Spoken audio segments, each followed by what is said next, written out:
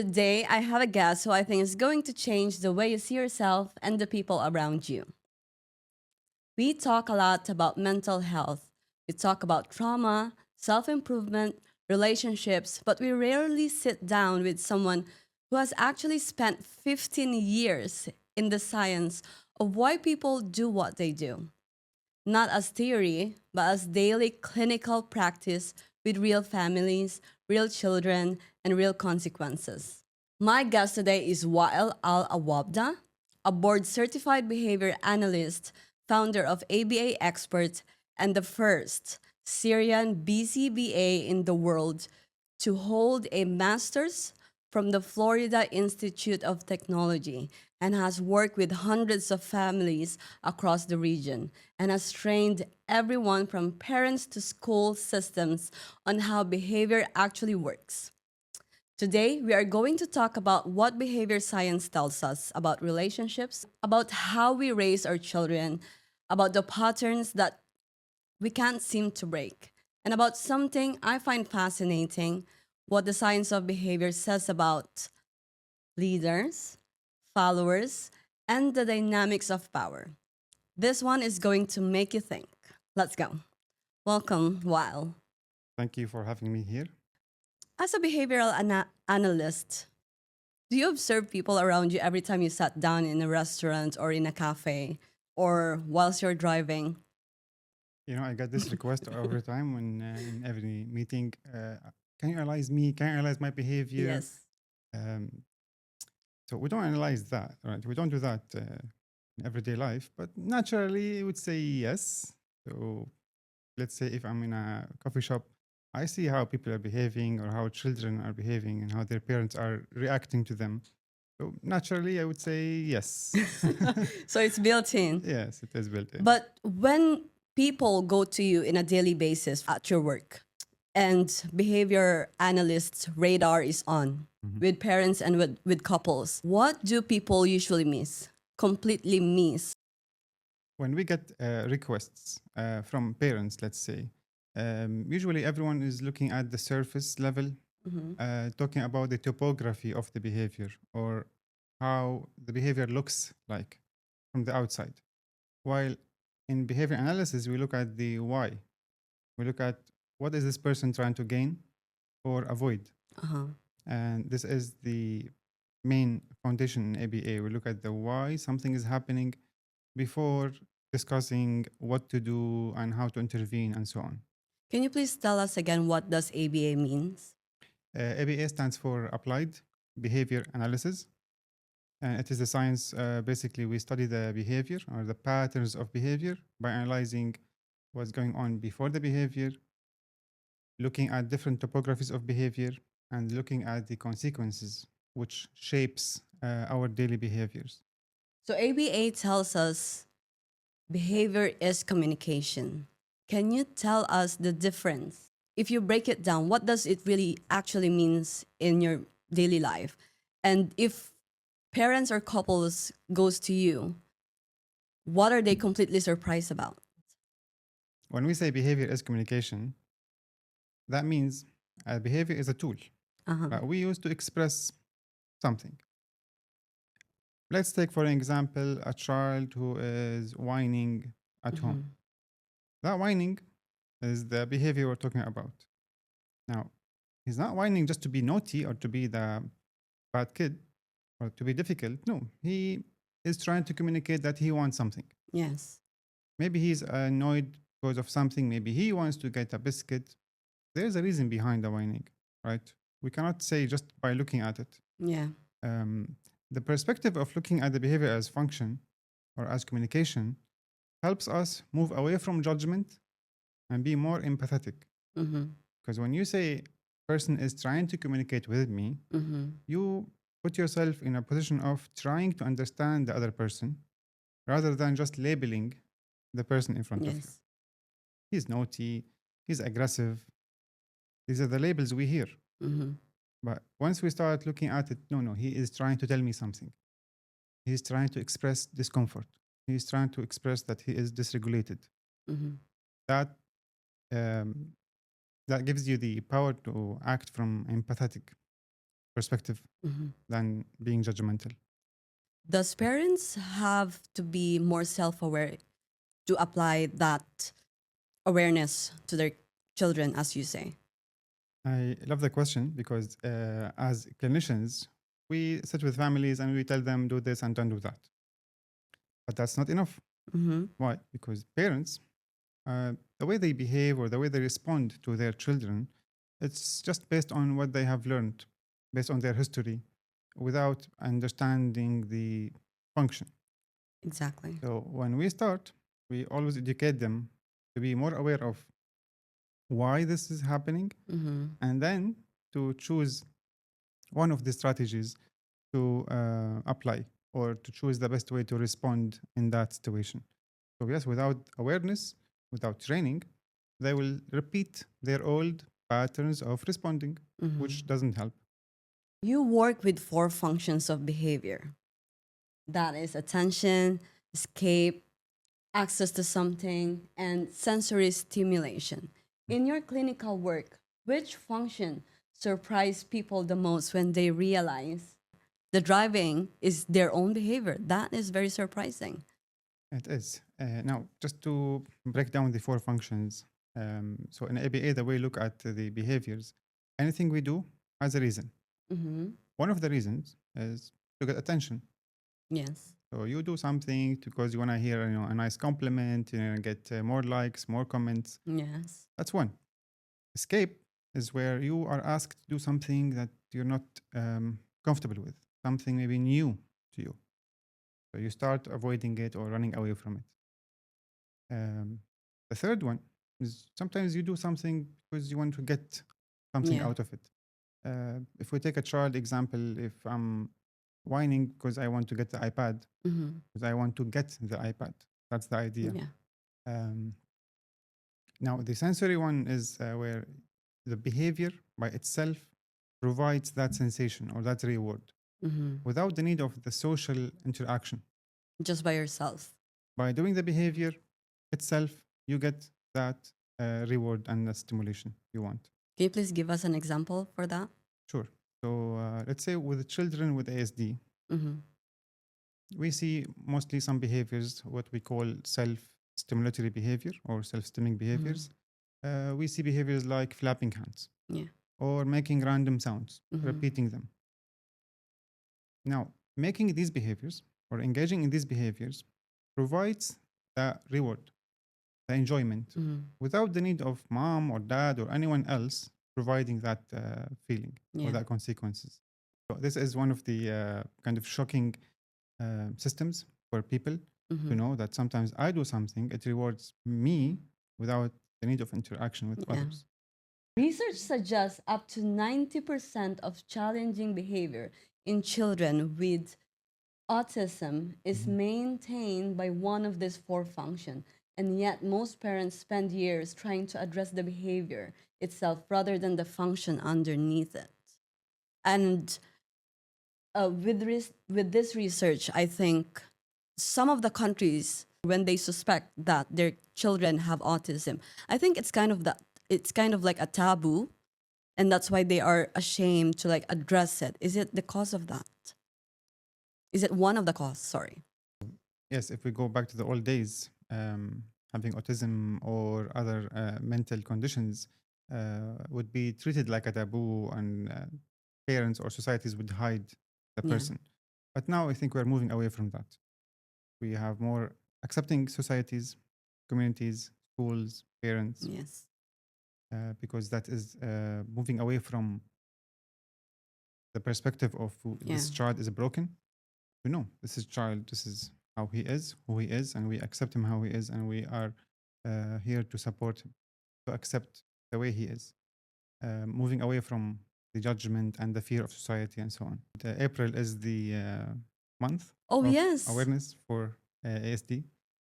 So during this month, we do lots of workshops, campaigns, trainings about what is Yes. autism and what is not autism, and what are the evidence-based treatments for autism.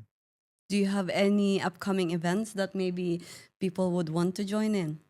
Usually, we do trainings for the parents to guide them through what's the best treatment to choose for their children. and to avoid using the misleading, advertisements and other treatments that are usually harming. Yes. Why do reinforcement loops become so hard to break to people, even when the person is fully aware that the behavior is hurting them?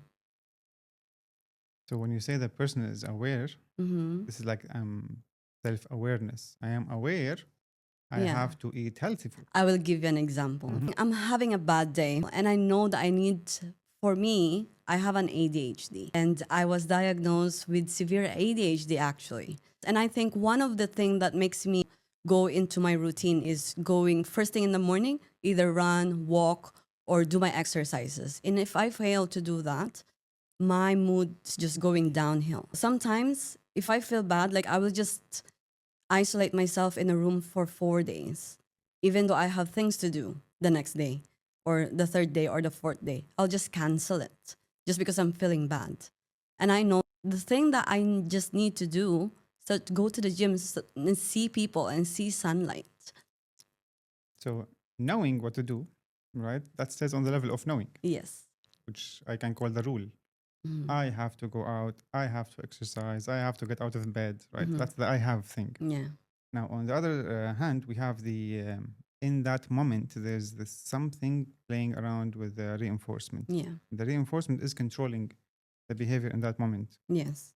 The reinforcement of being in bed, getting this comfy feeling, avoiding, back to the function of behavior, avoiding the pressure of meeting people and socializing and putting that mask on. Um, so that is the gap between knowing and doing. Mhm. I know I have to do one, two, three, but in that moment, your immediate reinforcement that you get controls that moment. In that second, when you choose to stay in bed and not to go to the gym or Yeah. not to go for a walk, that immediate reward is stronger than the delayed reward of Mhm. health and feeling better and so on. Because that is delayed. That's gonna be achieved later on. But at what point Mhm. does awareness stop being enough?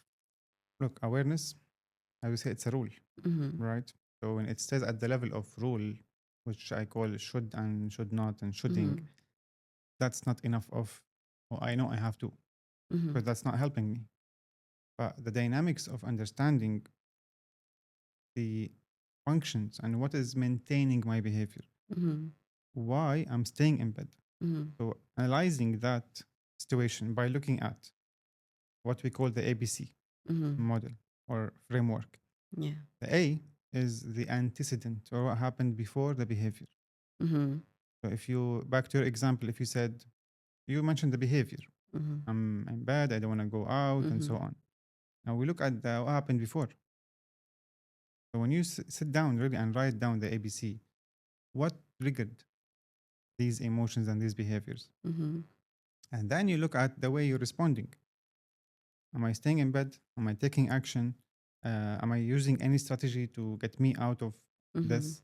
So when you look at the ABC and analyze it and you put the efforts to analyze it, okay, that's the step one to take action. Yeah. While just knowing I have to get out, knowing I have to walk, knowing I have to do this and that is not enough. Yeah. So Why? I didn't laugh because of your response, but I was laughing Mm, because sometimes you will wake up. Going back to my example, right? And this is very, very as per my reality.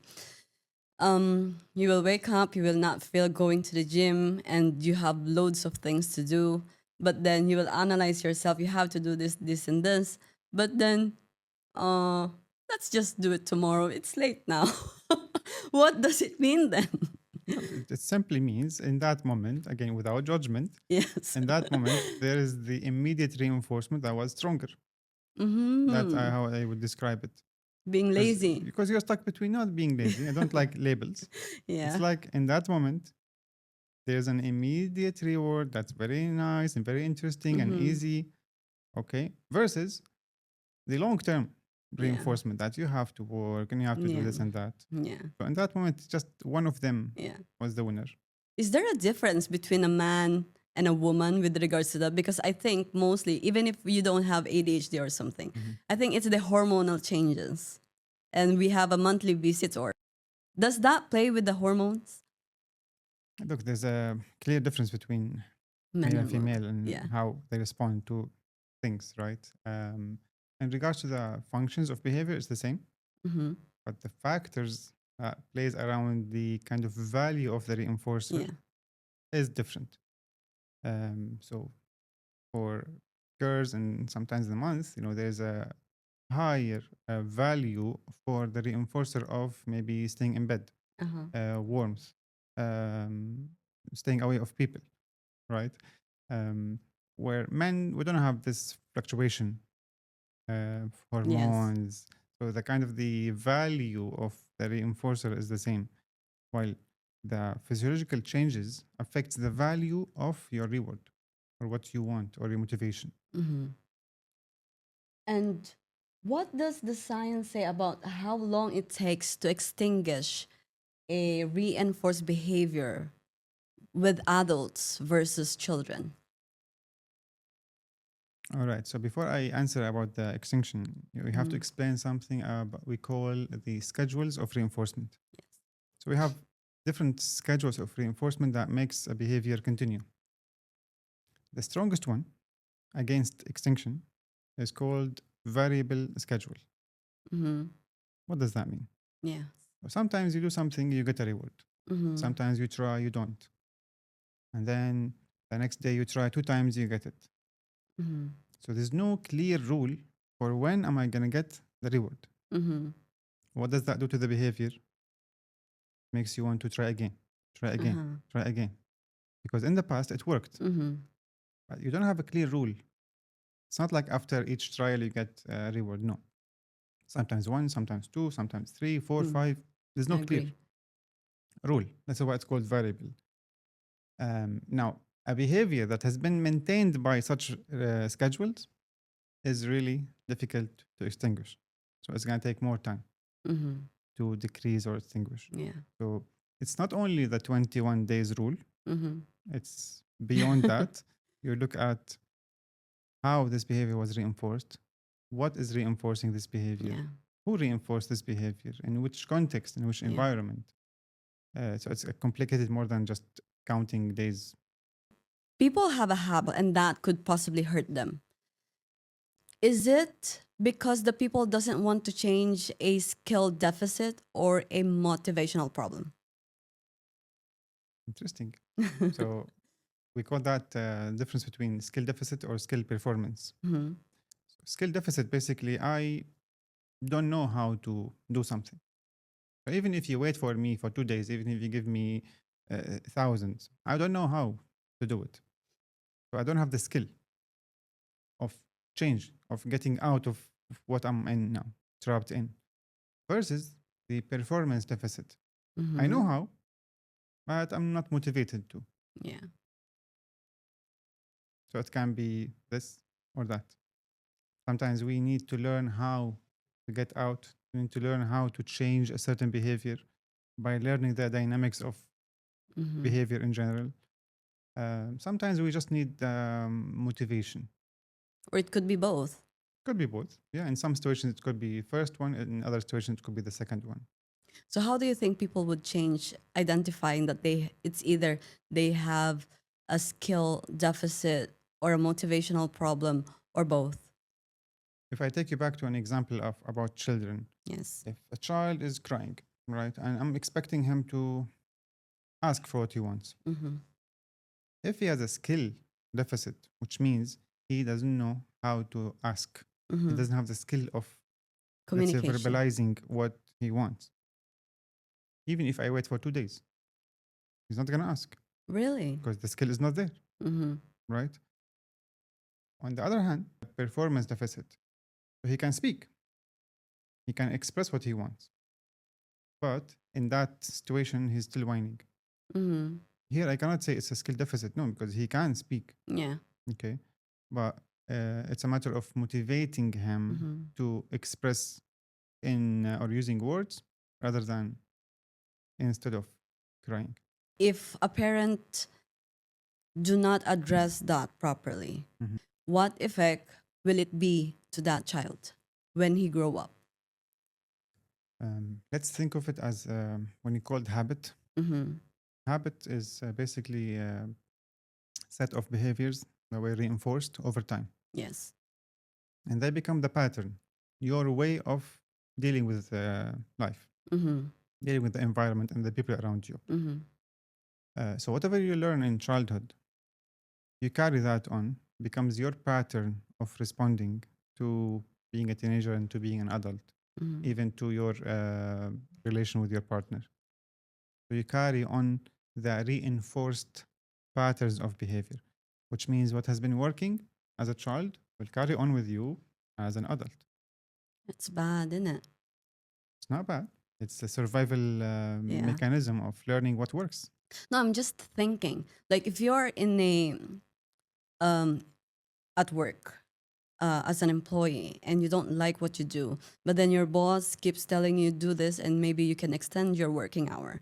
Mhm. You have the power to say that you don't want to go extend your work, but you still do it anyway because probably that's how you grew up Um, I would look at it from different perspective, not only uh, with that habit that you have. yeah, not only by saying because this is the way you grew up. Mm-hmm. I would say let's look at again the back to the ABC.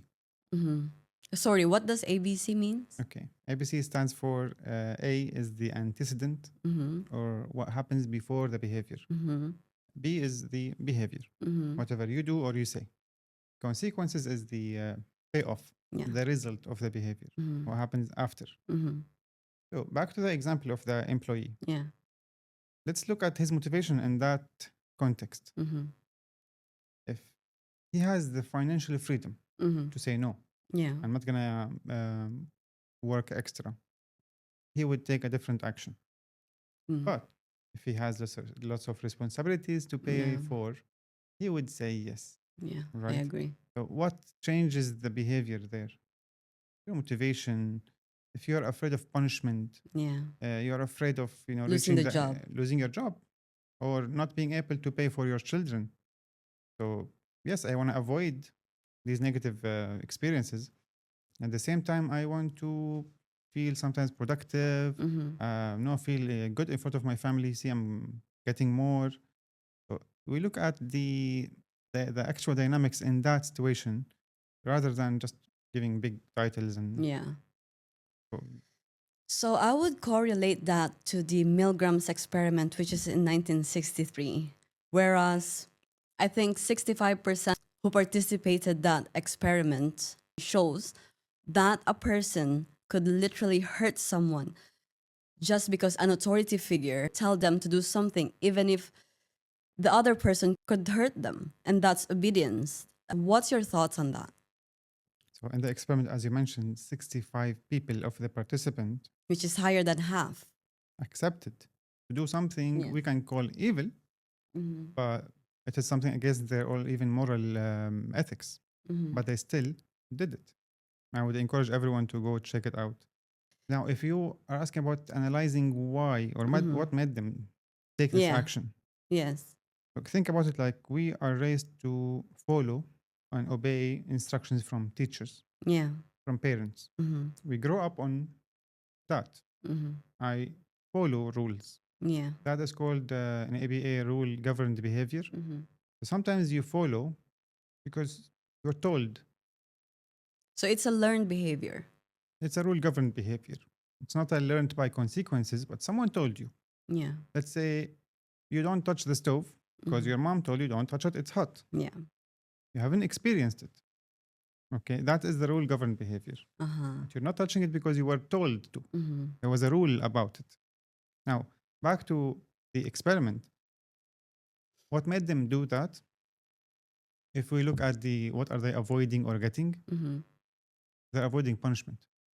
Mm-hmm. Because we, or they have learned, if I don't follow Mm-hmm. rules, what do I get? Punishment. Punishment. If I follow, I get something good. I get reinforcement. So I would say that was one of the ways to look at what made them do this. Mhm. And if you go back to the experiment, it had 4 levels of consequences from the person in authority, Mhm. where it escalates from level to a level to he would say something more powerful. The last one was like, you have no choice other than doing this. Yeah. But it starts with, no, please do it. Mhm. So I see how even when he escalates the tone of authority, that would force more people to To follow. follow. You mentioned about authority. Mhm. Is the problem about dangerous leadership is about really the leader? So let's look at it from the perspective of choosing. How do Okay. we choose leaders? Yes. In companies, let's say we choose someone who will do the job, who will get things done, Mm-hmm. right? And usually we choose someone who is dominant, Yeah. who's a leader. And as we give someone more authority, we decrease the cap of punishment. So they get less no, Mm-hmm. less punishment, Mm-hmm. less questioning them about what they're doing. And then we feel surprised. Why Mm-hmm. are they acting in an impulsive way? So I would look at it from that perspective. There's less questioning. Or is it you think Mm. that we as the followers, is that how we are conditioned to liberate? If we go back to the learned behavior of compliance, Mm-hmm. we learn to comply, right? To Mm-hmm. avoid um, negative feelings, to avoid arguments, to avoid consequences. So you end up sometimes doing something just because you don't want to get in trouble. Mm-hmm. So if you look at the way we learn in different ways. Behavior, um, behavior is learned in different ways. One of them is by the consequences, the direct experience, your direct experience. Mm-hmm. Okay. The second one is by the rule. Someone told you Mm-hmm. do and don't. We also look at it from the way you select your tools or your responses. You select what helps you survive, Mm-hmm. what puts you in danger, you avoid. So if you look at any person's behavior, they select what works. Yes. But I have a question with that Mhm. example. Because there are also people who chooses partners that they know that it hurts them and it's not helping them, but they still stay. What does it mean? If we look at the dynamics of relationships, Mm-hmm. it's linked to what we described earlier as the patterns, your Yeah. learned patterns from childhood, how to deal with others, how to deal with conflict, Mm-hmm. how to express what you want. Mm-hmm. You carry these to adulthood, Yeah. to your relationships. That's bad. But I would like to ask a controversial question. Go ahead. So we talk about authority and leaders. But we already answered that. The controversial question was No, already the answered. question is, are those with red flags or with those bad behavior, why are they usually the one with power? We chose them. As we said earlier, you choose someone who gets the job done. Uh-huh. So you reinforced the behavior. The behavior of what you call red flags was reinforced. But why do we keep them be in charge with reinforcing? Let's go back to the what are we getting or avoiding? Uh-huh. Sometimes you're avoiding the fear of getting to know someone new. Mm-hmm. But now 2026, people are being more self-aware of what is going on, the reality of the reality, because there are reality that are made up, and that's then there's a reality that is the truth. Do you think this is the time where people say that made up reality is going to change? I'm more self aware that I'm going to do this. What is the study says in your clinical study shows of the behavior of people from 90s to 2000? It's actually it is very difficult to differentiate now between real news or not with the AI. Mm-hmm. So the input people are getting, we're not sure this is real or not. Mhm. Okay, so media is also leading Mhm. who to vote for, Yes. okay, by brainwashing the audience and flooding the media with the news, Mhm. certain news, to affect your decisions. Yeah. So we reached somewhere where like we're not sure of what is real, And what is not? what's not, what's going on. Mhm.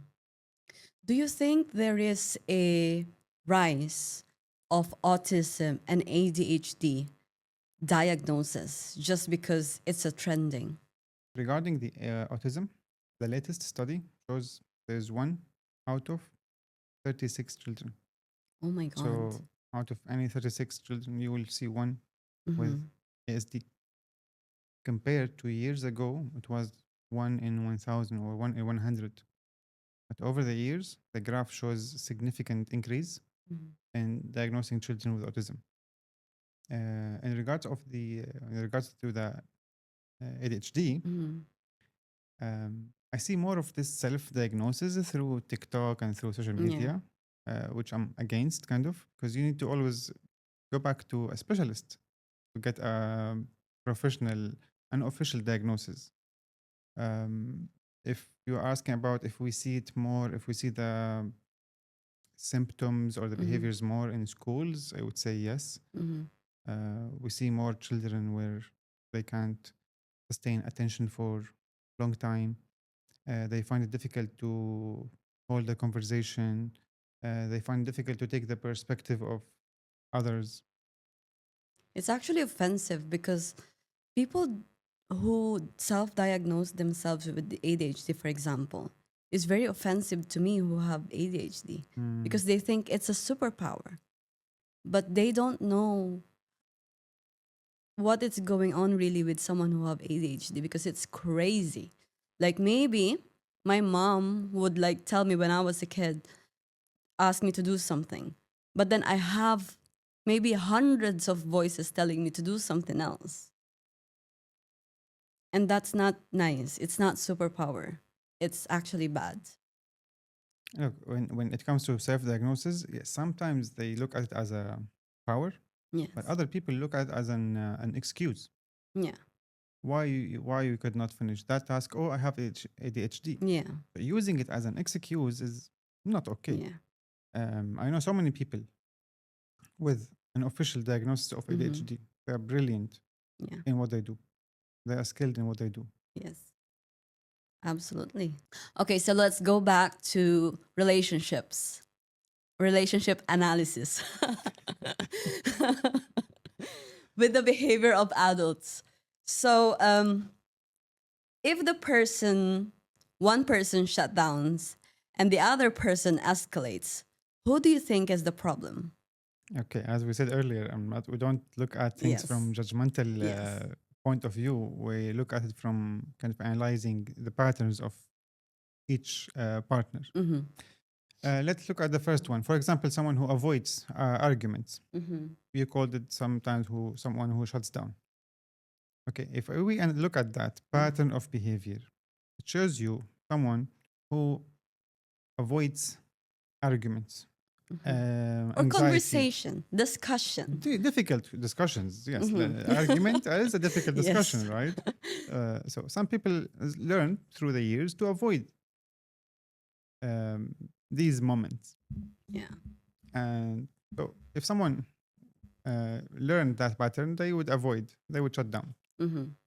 For them, when I shut down, I avoid the noise, I avoid the argument, I avoid the Mm-hmm. stress. And when the argument ends, I am reinforced, or my behavior, sorry, is reinforced because there's less noise, no argument. But you can't escape that. You can't. But again, we're not discussing you can or you cannot. Here, Yeah. we're trying to see why Okay, so my do we see these question would be, behaviors. yeah, my question would be on that example. If a person is avoidant and one person shut downs or one person escalates, who do you think destroys more on the relationship in the long run? Studies shows like shutting down basically indicates 93% of divorce cases. Oh, so Um, you have to communicate. you have to. again, but let's go away from you have to analyzing why we Yeah. have a person with this pattern of responding, Mm-hmm. right? So we analyze the first one who shuts down. Mm-hmm. Let's look at the other partner Mm-hmm. who Escalates. escalates and shouts and argues Yeah. and so on. So what are they looking for? Mm-hmm. What's their motivation Mm-hmm. and what are they getting out of this behavior? Mm-hmm. That is the question. You asking me? Hmm. So probably they wanted to be heard. Yeah, they want attention, they want Mm-hmm. connection, they want engagement, Mm-hmm. right? They're not looking for a fight. It Mm-hmm. looks from the outside they're Yeah. arguing and shouting, Yeah. but if we look at the why, Mm-hmm. in most cases you will see I'm looking for someone to hear me. Yeah. Can you hear me? Yeah. Can you please connect with me? Mm-hmm. Let's fix this. Right. So they learned this is how I Mm-hmm. get attention. This is how I get things fixed Yeah. by escalating. Yeah. So that was the tool they learned over Yeah. the years. But for someone who escalates the problem in the relationship, it's not her duty for person to work on himself or herself why he shuts down. In couples therapy, Yeah. you look at the dynamics of how each partner deals with arguments. Mm-hmm. Okay. And then from there, the therapist would help them change some of these patterns or understand them or become more aware of Mm-hmm. why am I behaving this way. Right. It's all starts from there. Mm-hmm. If there's a will, There's a way. there's a way. Mhm. When a couple has the same argument for years and never resolve it, what is behaviorally going on? Is the repetition itself a sign that someone in the relationship is being reinforced to keep alive? To keep it alive? Like any pattern of behavior that you do and you do again and you Mm-hmm. repeat, you only repeat it because it's been reinforced. Mm-hmm. So yes, repetition shows you that it is reinforced. So when I see any person doing something and doing it again and again and again, I would know there's something that is rewarding and encouraging this behavior Mm-hmm. for it to continue. Mm-hmm. But can a person really change their behavior? I would say, look, it's easier with children Mm-hmm. because we can kind of change the environment around them, Mm-hmm. change what they're getting, Mm-hmm. the way they're responding. We can teach, new skills. With adults, change is possible. Okay, well, no one can say no, it's not, but it takes different forms Mm-hmm. because there's the person, his There's a habit. internal speech also. There's the history of reinforcement. Mm-hmm. How long his pattern of behavior has been reinforced. Mm-hmm. So if someone is smoking for 1 month, different than someone smoking for 2 3 years, Mm-hmm. different history. Yeah. Add to it the level of nicotine, 3 months versus 3 years. To get out of this habit, to change this habit, you don't only look at the habit or the behavior itself, you look at the history. Yeah. Wow.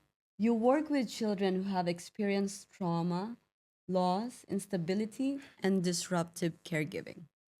What does that level of chronic stress actually do to a child's developing behavioral system, and how reversible is it?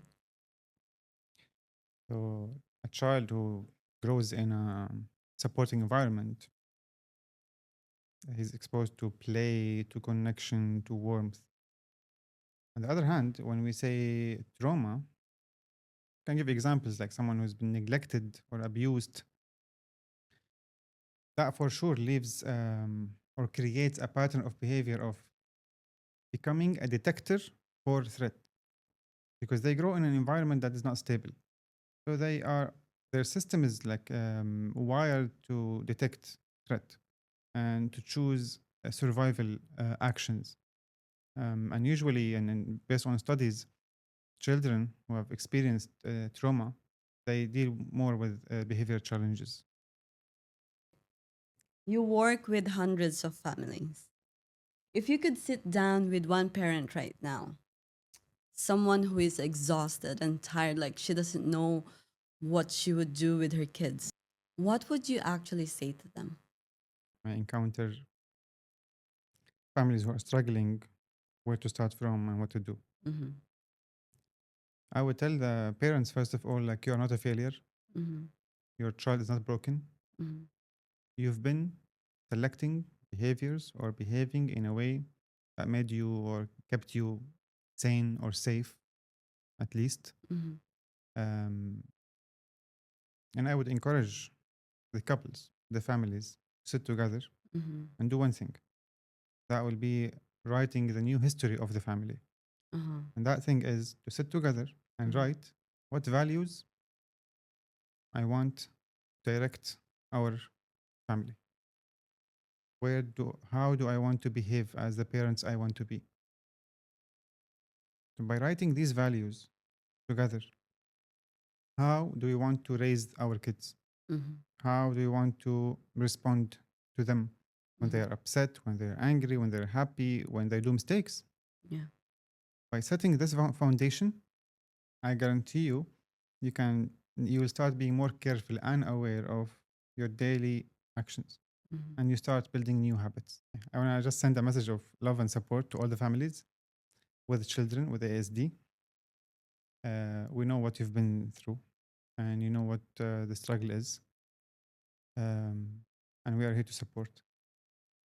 While I started something new with this podcast of AMHR, where I asked the previous guest that we have to give a question to the next guest that we will have. So the question is, if you would wake up tomorrow and will face with a life and death situation, what would you wish that you have done differently yesterday? Maybe I would do what I'm scared of. Mm-hmm. I'm not gonna say it. No, we need to know. No, I'm not gonna say it. But yeah, the idea here is like, if we don't do things because we're afraid or we're hooked with Yes. the history of reinforcement and lots of emotions and internal thoughts. Yeah. Um, but yeah, when you are in such situations, I think you go back to your real self, Mm-hmm. and where you act without fear. You Mm-hmm. show your real self. Yes. Thank you so much, Wael. Thank you. Yeah, we're done. Did it?